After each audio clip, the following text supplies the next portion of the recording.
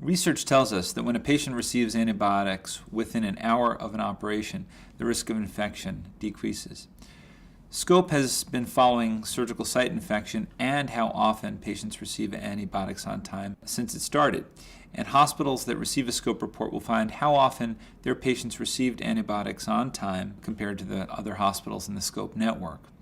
When a hospital is underperforming in this metric, action items can include convening a team of surgeons and anesthesiologists, often nurses as well, who can work to make sure that delivery of antibiotics on time happens in every operation.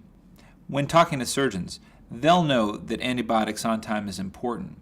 You can emphasize that their role in making sure that antibiotics go in on time is incorporated in the SCOAP Surgical Checklist initiative.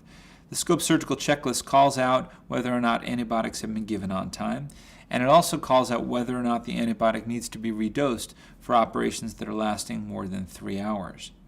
When talking with administrators, it's important that they understand that this is a pay-for-performance metric and that by increasing the adherence to this metric, they decrease the risk of surgical site infection, which improves performance of their hospital.